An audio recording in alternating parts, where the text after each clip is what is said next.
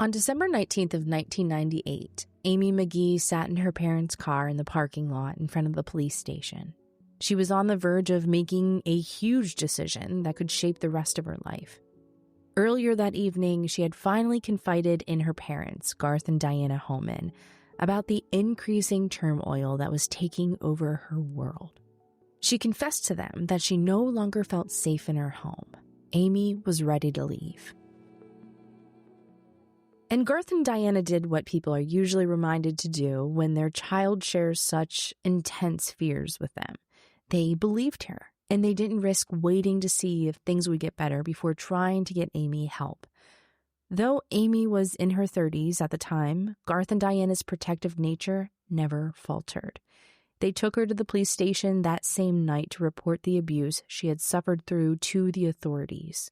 No matter what age she was, they were determined to do anything they could to protect their daughter. It just goes to show that a parent's instinct to protect doesn't go away, no matter what age the child is. Yeah. So as they sat in that car in the parking lot, Amy's mother and father tried to convince her to go into the station to tell the police everything she had told them earlier that evening. But faced with the reality of making the report, Amy was scared, and understandably so. There was no way of knowing if turning to the authorities for help would be the step that saved Amy or a move that put her in even more danger. Now, eventually, Sergeant David Malfinger went out to speak with Amy, who remained trapped by the shackles of indecision in her parents' car. Having been a friend of the family for years, Malfinger had known Amy since she was a child. But at first, the sergeant didn't even recognize the scared woman whom he found waiting in the police station parking lot. Before that night, his last memories of Amy were when she was still Amy Homan, a happy little girl who was adored by her parents, running around during a barbecue meant to bring people together, lovingly scolded by her father for being a bit too rambunctious. That night, Amy's demeanor was a stark contrast when compared to the carefree child he would later tell a reporter about. She shared her dark secrets of what had been going on behind closed doors with Officer Malfinger. A little girl grew up to discover that the man she had fallen in love with was an abuser. Unfortunately, it's all too common for victims of abuse to be ignored, their suffering minimized, perpetrators protected, with some victims even being accused of lying about the abuse they've been subjected to. In fact, a report released by the United States Department of Justice stated that of the 2.1 million incidents of family violence that were reported to police between 1998 and 2002, only 36% resulted in an arrest. And that stat alone tells you that we're not doing enough. Right. Now, getting law enforcement involved is typically the best option victims have for escaping abusive situations. Yet true consequences for perpetrators of abuse is far from guaranteed. In Amy's case, her report was taken seriously. With the help and support of her parents and Officer Malfinger, Amy received an emergency protective order that called for her abuser to relinquish his weapons, leave their shared residence, and barred him from having direct contact with Amy until there was a hearing or a continued order. With things moving in the right direction, Amy's story should be one that we can share to point out the best ways to act quickly when someone admits to being abused, get help for victims of abuse, and provide enduring support for victims throughout the whole heartbreaking legal process. Sadly, Amy's story isn't so neatly wrapped up with a happy ending. Instead of serving as a model for successful escape and healing, just 6 years after Amy found herself in that parking lot in front of the police station with her parents, her story would be analyzed by professionals as they tried to pinpoint what exactly went wrong. And it's hard not to wonder exactly what went wrong, given all of the steps that she took. Right. How did Amy's life take such a tragic turn, even as so many people seemed to be aware of the increasingly serious danger she was in? Hey, Crime Salad listeners. So today, we will be sharing Amy Diane Homan McGee's story, a young mother who suffered through years of domestic violence inflicted upon her by her husband, Vincent McGee. Her case and all the missed opportunities for a happier ending was tragic enough to spark an in-depth investigation led by State College Police Department Detective Deirdre Fishel. Instead of making excuses as to why authorities didn't do more to help Amy, Detective Deirdre Fishel dared question how Amy's story could have possibly ended in tragedy when so many people were aware of what was going on in her home, including law enforcement and medical professionals. And these are the type of investigators that we need, the ones that are willing to ask the hard questions, even after the fact. And by going over the details of the case and speaking to Amy's friends and family members and coworkers, Fishel exposed harsh truths about the reality of domestic violence. This investigation provided valuable insight into the issue of domestic abuse, which was shared in a documentary called Telling Amy's Story by Penn State Public Broadcasting, hosted by actress and activist Mariska Hargitay, best known for her role as Detective Olivia Benson on Law & Order SVU. This case is a sad one, so before we go any further, we must warn you that this episode includes discussions of domestic violence and abuse of all types, including sexual abuse and intimate partner murders. If any of these topics are sensitive for you, you may want to skip this episode and tune in next week instead. And with that being said, please take care of yourself first. Your well-being always comes before the story. Right. For now, let's turn back to Amy McGee and her story of strength, love, and ultimately tragedy.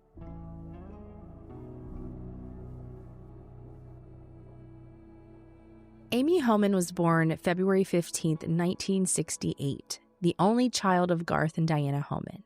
Raised in State College, Pennsylvania, Amy grew up in a community that was known for being relatively safe, or at least that's how it appeared to be on the surface.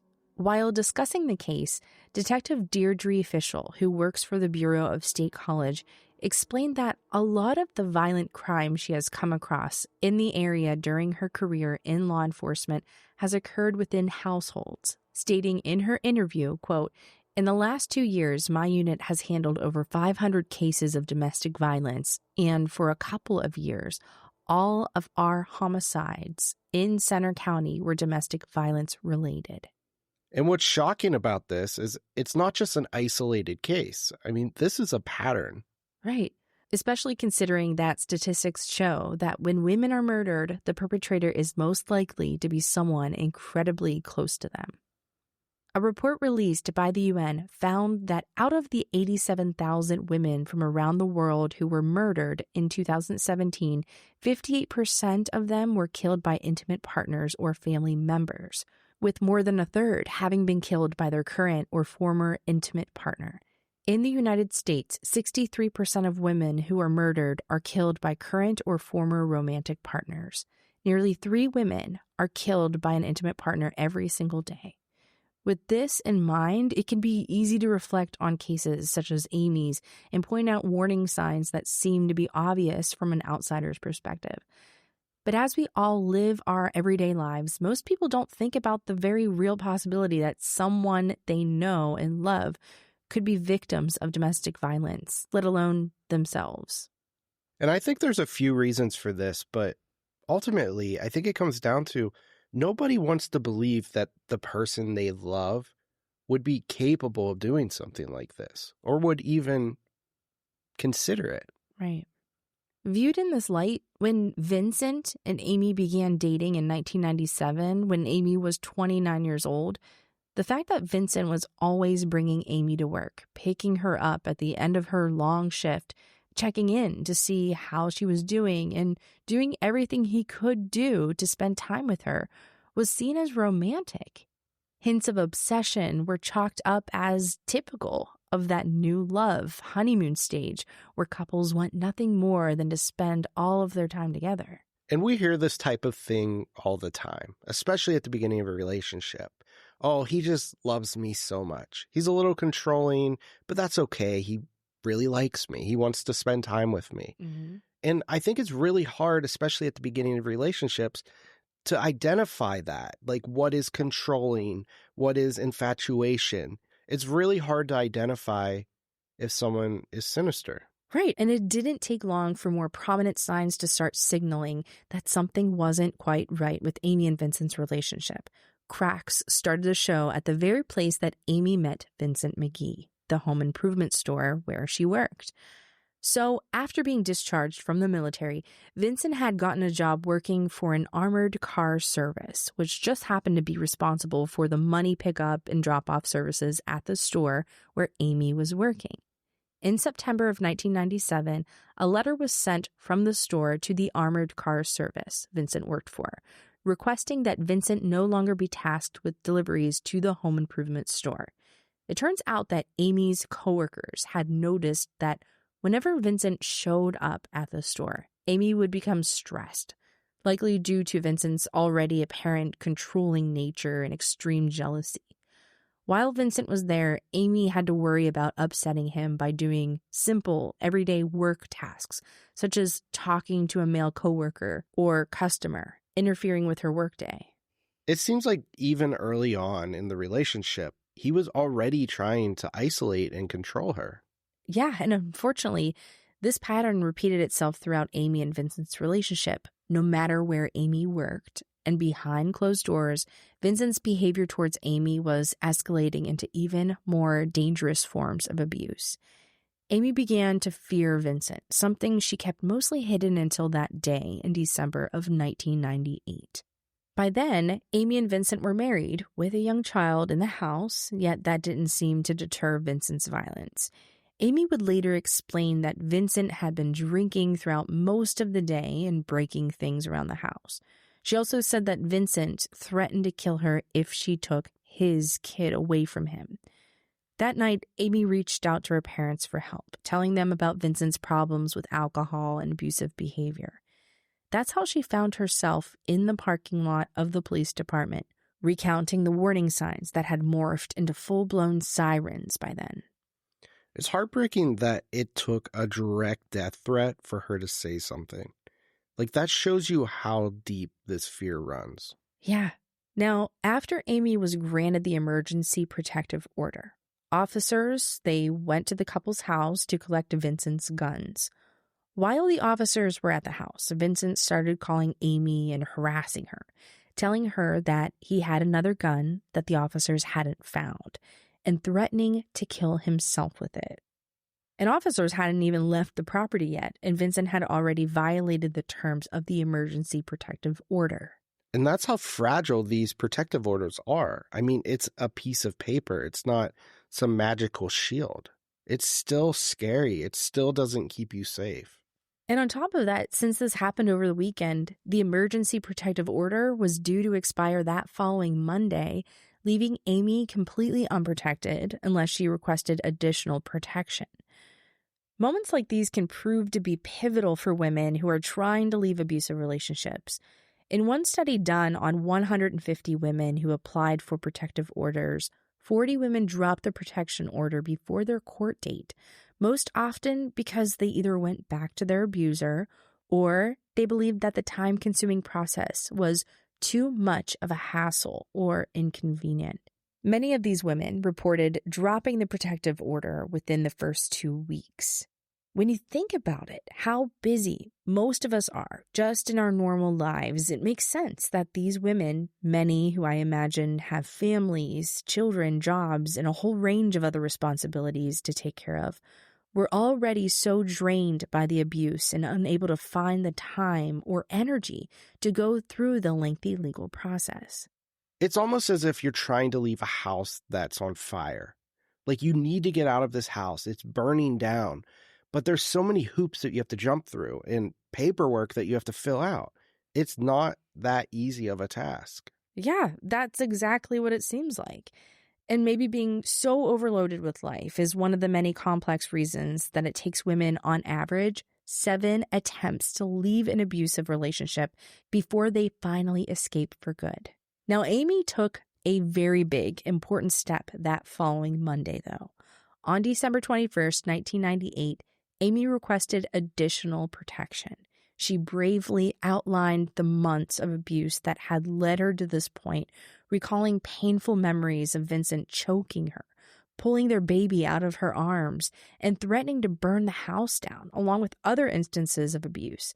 This was especially huge considering how long Amy had tried to hide the evidence of Vincent's abuse, coming up with excuses to explain away bruises noticed by concerned coworkers and family members. And not to keep this analogy going, but you can almost feel her trying to climb out of it, like one step at a time. Yeah, it's so sad. And we must circle back to that daunting statistic. It typically takes victims an average of 7 attempts before they leave their abuser for good. On December 28th, just a week after sharing the many ways Vincent had abused her, Amy stood by Vincent's side as the couple asked the judge to drop the order of protection and give Vincent his guns back. Their request was granted.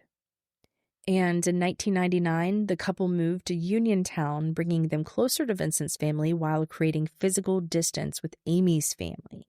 The abuse seems to have escalated, as is often the case in domestic violence situations, with Vincent going so far as to discharge his handgun into the passenger side window of the very car his wife and child were sitting in during a heated argument. Discharge? So he shot through the passenger side window? Yeah. With his wife and child in the car? If that's not a red flag, I don't know what is. It's terrifying to even think about. Statistics show him owning a gun makes him 5 times more likely to kill her. Exactly. And I know this might piss a lot of people off to hear, but I mean, these are the facts. When an abuser takes things to that dangerous level, using a gun to threaten or assault their partner, their victim's risk of being killed jumps up 20 times higher. This incident occurred on what was supposed to be Amy's first day at her new job. Despite this, Amy was allowed to start her new position at the phone store where she made connections with her coworkers. While building these connections, it seems that her coworkers' care grew alongside their concerns. And this is where community really starts to matter. I mean, these coworkers might have been her first safety net. Exactly. Vincent was getting bolder in the ways that he controlled, intimidated, and lashed out at Amy. Though Amy's job technically granted her time away from her increasingly violent husband, Vincent refused his grasp on Amy, not even allowing her to do her job to the best of her ability.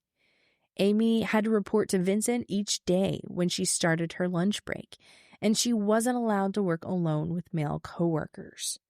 Days of missing work due to complications with Vincent were noticed by her coworkers, but even more disruptive were Vincent's obsessive, frequent calls to Amy during her workday. He even started calling the store directly to check up on her, putting her job at risk. It's insane, honestly. In April of 2001, Amy gave birth to the couple's second child, which didn't seem to soften Vincent at all. Just a couple of months later, Amy tried to leave Vincent again. Police officers intervening to allow Amy and her 2 children to safely flee to her parents' house in State College. And by August of that year, Uniontown police officers where Amy admitted that her husband had punched her during an argument, resulting in her broken nose. Instead of arresting Vincent, the officers left Amy with information on protective orders and told her to call them if the abuse continued. This lack of true assistance by law enforcement officers is, unfortunately, a common hurdle victims face when seeking help to escape their abuser. I mean, how many red flags does it take before someone steps in? The protection order obviously isn't working at this point. I just feel bad for her. Yeah, it seems like more needs to be done than just a piece of paper.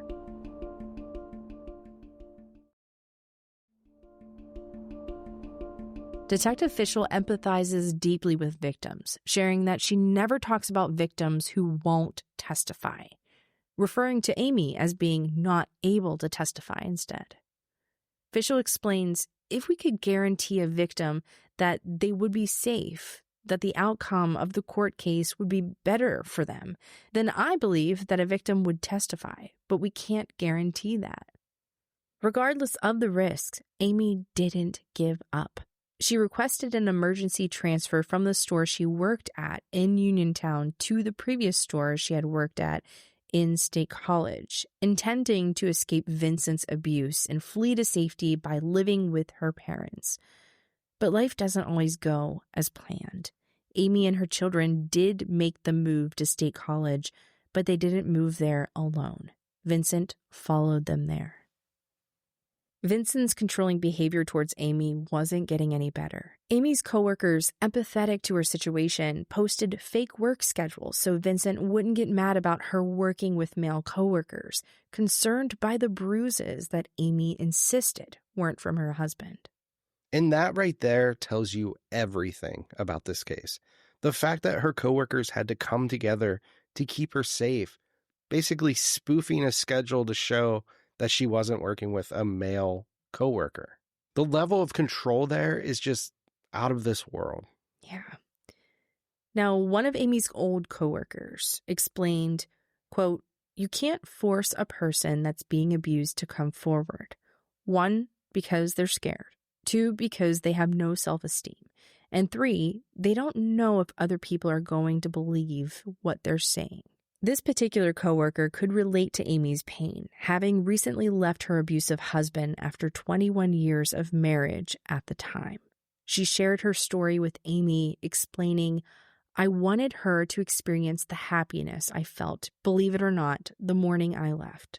As Amy grew closer to her coworkers, she began to reveal some of the lies she had told to protect Vincent, confiding in her coworkers about Vincent's drinking and eventually admitting that her husband was physically abusing her.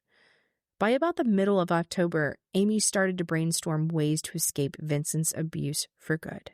She requested another transfer, this time back to the store in Uniontown, but her request was denied, allowing the tension in the household to reach a boiling point on November 8th of 2001.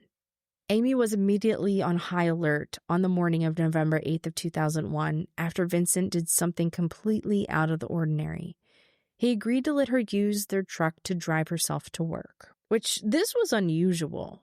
Amy, she probably felt like this was off, He always drove her to work. That's just how it was. And she was worried that something was wrong. Amy called her mother partway through her shift and asked her to check in on the children. Diana agreed. She went over to the house only to find Vincent asleep, totally ignoring the needs of his 2 young sons, claiming to be too tired to take care of them. Diana offered to take her grandsons for the day, something Vincent agreed to. Yet, it seems with the children gone, Vincent, he got this burst of energy because instead of falling back to sleep and getting some rest that he desperately needed, he started harassing Amy, who was still at work, calling the store so many times that the employees stopped picking up the phone. Infuriated by being ignored, Vincent walked to the phone store where he harassed Amy and her coworkers in person before finally leaving with the truck.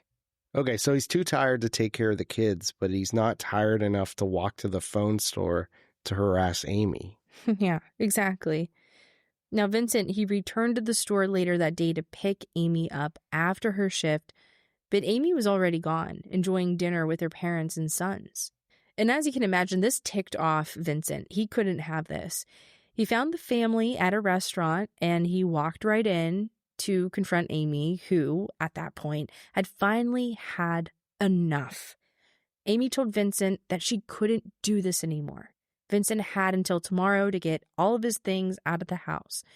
In the meantime, she and the boys would be staying with her parents. Vincent, he stormed out of the restaurant. And before going back to her parents' house, Amy asked if they could stop by her house to grab a few things, supplies that she would need for the children for their overnight visit. Her parents agreed, staying in the car with the boys while Amy went inside, unaware of the danger waiting to steal their daughter's life. And this is just one small stop, maybe 5 minutes to get some things. But they didn't know that Vincent was even at the house. I think he had parked his truck in the garage, so they thought it was just an empty house. No big deal. And it wasn't even 5 minutes later. The door opened. Someone stepped outside, but it wasn't Amy. It was Vincent. A predator hiding in the shadows, his chilling words would completely change the Homan family's lives forever. Someone call 911. I just shot Amy. Jesus. I even knew it was coming, and it just still knocks the wind out of you when you hear it. By the time State College police officers arrived, it was too late. They found Vincent slumped over Amy's lifeless body, lying on the living room floor. Vincent had shot his wife in the top of her head at point-blank range. The 33-year-old mother of two had died instantly. 37-year-old Vincent was arrested and taken to Center County Prison and Bellefonte, charged with one count each of first-degree murder, third-degree murder, and involuntary manslaughter. He is currently serving a life sentence for the murder of Amy McGee, a mother taken from her children long before she should have left this earth, a daughter, a friend, ripped away from her loved ones. An intelligent, hard-working woman's bright future was cut short due to one man's uncontrolled anger, jealousy, and possessiveness. It's such a sad story. And what's sad here is this type of violence, it isn't isolated to just Amy. This type of thing happens all the time. Alarming statistics warn of the prevalence of intimate partner violence, with the CDC revealing that over 10 million people are subjected to intimate partner violence every single year. Domestic abuse is known to escalate, sometimes only stopped when it reaches that point of no return. Data from U.S. crime reports found that about 1 in 5 homicide victims are killed by an intimate partner. So with that statistic, that means that somebody listening right now probably knows a victim or is one. Yeah. Now, these numbers are a bit terrifying to come to terms with, or at least that's how I felt while I was researching this topic. However, death at the hands of an intimate partner is often preceded by warning signs that are important to take seriously to prevent more tragedies like the murder of Amy McGee from happening. Studies show that 67 to 80% of intimate partner homicides involved a male partner physically abusing the female partner before the murder occurred, regardless of which partner was killed. And about 40% of victims who have been murdered by their abusers sought help at some point during the 2 years leading up to their death. Women between the ages of 16 through 24 are most likely to be abused by an intimate partner. But despite this, it's been reported that 57% of college students, many who are in or near that age range, have admitted that it's difficult to identify dating abuse. And around the same percentage of students shared that even if they could identify dating abuse, they wouldn't know how to help a victim of it. And 38% admitted they wouldn't even know how to get help for themselves if they became victims. So, statistics like this show it wouldn't hurt to incorporate conversations of domestic violence abuse in schools, during health class. I mean, I completely agree. This is one of the many reasons why spreading awareness of this difficult yet incredibly important topic is essential to protecting vulnerable victims who may not even realize the full extent of the danger that they're in. The first step is ensuring that everyone is informed of what counts as domestic violence and the signs that someone you know may be being abused. On their website, the United Nations defines domestic abuse as a pattern of behavior in any relationship that is used to gain or maintain power and control over an intimate partner. Abuse is physical, sexual, emotional, economic, or psychological actions or threats of actions that influence another person. This includes any behaviors that frighten, intimidate, terrorize, manipulate, hurt, humiliate, blame, injure, or wound someone. There are many different types of domestic abuse and a variety of ways that it can manifest. Refuge, the largest domestic abuse organization in the UK, narrows down 6 categories of abuse: psychological, emotional abuse, name-calling, threats, manipulation, and gaslighting; coercive control, a pattern of behavior used to dominate or restrict a partner's freedom; Physical abuse includes hitting, restraining, throwing objects, pinching, or shoving. Sometimes it's brushed off as a joke. Tech abuse, using technology to stalk victims, send abusive messages, demand access to devices, or share private images.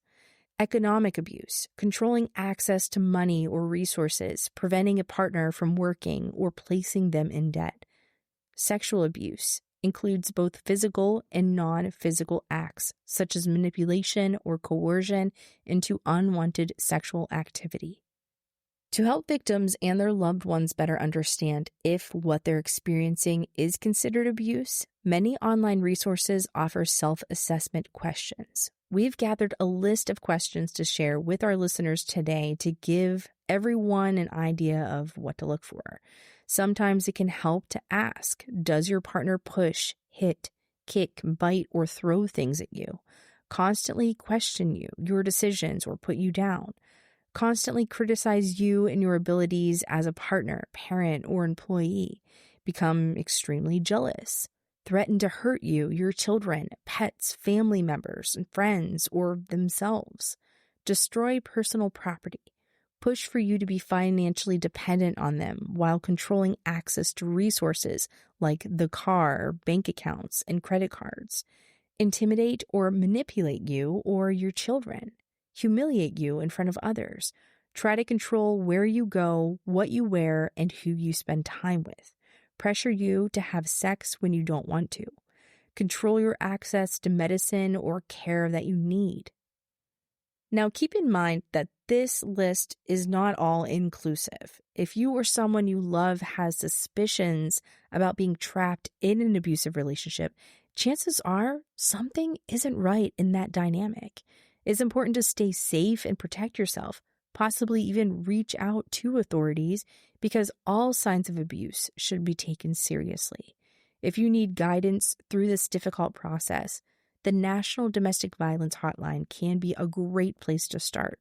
By going on their website, you can find fantastic resources such as how to create a safety plan, legal information, how to support others, and how to identify signs of abuse. Their website also offers a directory of domestic violence service providers who can help with emergency shelter, counseling, financial aid, legal advocacy. You can contact the hotline to connect with a live advocate 24/7 by using their live chat feature or calling 1-800-799-7233. Or you can even text START to 88788. And another helpful organization I personally learned about while researching this case is the U.S. Department of Veteran Affairs Intimate Partner Violence Assistance Program. This program is meant to help veterans and their partners who are impacted by intimate partner violence.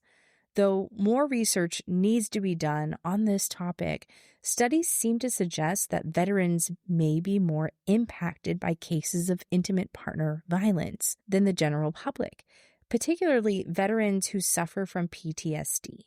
And there are many reasons why this may be the case, including more frequent exposure to trauma, higher rates of depression and substance abuse, and even physical brain injuries received during combat. Traumatic brain injuries, or TBIs, are known to sometimes cause people to become more erratic, depressed, and aggressive, among other personality changes that can contribute to abusers becoming violent.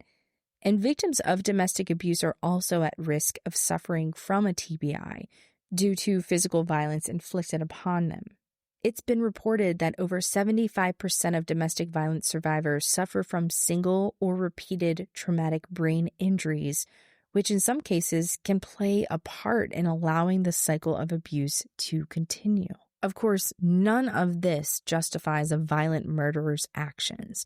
Rather, I believe it's important to be aware of risk factors that could lead to someone either becoming a victim or a perpetrator of domestic violence. Some patterns have been found among abusers, traits worth paying attention to. These commonly include consuming drugs or large amounts of alcohol, controlling daily activities, being possessive, jealous, or paranoid, low self-esteem, and emotional dependence, often mutual between both partners, though more dominant in the abuser. Amy McGee's story, littered with so many warning signs, steps forward, and a clear timeline of escalating violence is the perfect case study for what victims of domestic violence often go through at the hands of their abusers. Unfortunately, the steps taken to try to protect Amy from her abuser ultimately failed to give her the happy ending she and her children so deserved. But maybe we can all learn from the mistakes made leading up to Amy's heartbreaking fate and use this knowledge to help victims who remain trapped in that awful cycle of violence. Please share today's episode on social media and leave a comment to share your thoughts on how we can all better support victims of domestic violence. As always, we're so grateful for our Crime Salad Patreon and Apple subscribers. Your support means the world to us, and it helps us play our part in continuing these difficult but impactful conversations. We can't change what happened to Amy, but we can keep talking about it. That's how we start to change what happens next. Thank you all so much for tuning in. We're grateful for this chance to dive into these important topics as we do our best to lend our voice to those who have been unfairly silenced. Stay safe, take care of yourselves, and we'll catch you next week for another deep dive into the stories that need to be told.